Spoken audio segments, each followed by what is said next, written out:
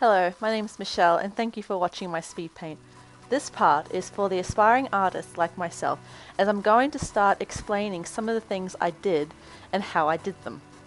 As an amateur myself, I have often watched other artists' videos and wondered how did they do it, and they don't always give you a clear indication. So just a little disclaimer before I start, I am not a professional artist, I am self-taught and still learning. I also realize my microphone is pretty crappy, so please bear with it. I hope what I share today may help you in your journey to become a better artist. So let's start from the beginning. I start with Starfire, and for her I decided to go with a grayscale painting first. When you paint in grayscale, it lets you focus mainly on the form, the shadows, the lights, and just creating the shapes that you want. So a good example is her abdomen, those abdominal muscles.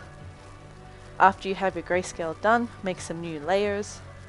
For this particular case, I make a soft light layer and then an overlay layer, and it just lets you put the colors onto the grayscale more naturally and have more control over where you want saturation and desaturation, and then use color layers to paint her outfit.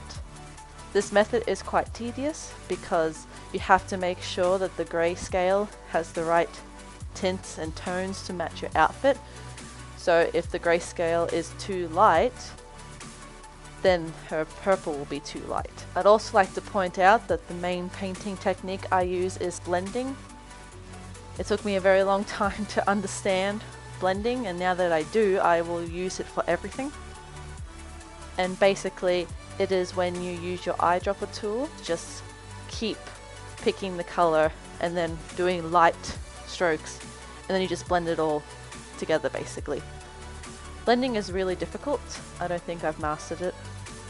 The main thing about blending is you should start off rough and use the hard round brush to get a really strong idea of where you want the shadows and the lights, and not so much how pretty it looks. Then you'll go later using the blending technique, which is with your eyedropper tool, and use a soft round brush to smooth it out as much as you want. Blending can be applied to literally everything, and that is how I painted her hair. Every strand in her hair is hand painted. I used to have thousands and thousands of layers, but now I can paint on just the one layer. As for effects on her clothing, you use other layers like overlay again to create the shine, and you use your brushes to create different textures.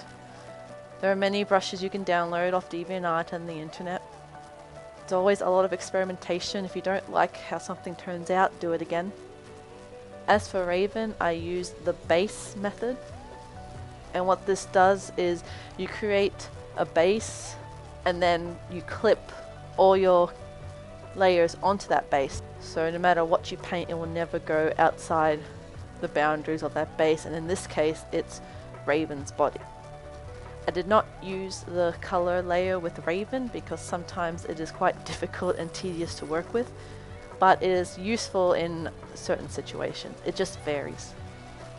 Raven's cape I drew without line art. Line art can become quite a burden if you have to make changes later on, but with the cape, since I made it from scratch, I had the freedom to pretty much do whatever I want. And the cape is all done on one layer as well. When you're painting, don't forget about certain things like the hue, the saturation, brightness, contrast, and levels. Often you'll find if you play around with these, you can make your artwork look much better. You can enhance your artwork, especially the colors. That's all for this video. I do plan to make at least another one of these types of videos where I give a brief explanation afterwards, because I know how frustrating it can be when you have no idea what these artists are doing. If you have any questions, feel free to leave a comment. You can find me on Facebook or DeviantArt at Meeshell Art. That's spelled Meeshell. Hopefully you can apply some of these tips and ideas to your next artwork. Sometimes just a little realization of how you can do something in Photoshop changes your thought process entirely, and you get all these new ideas of how to approach a painting.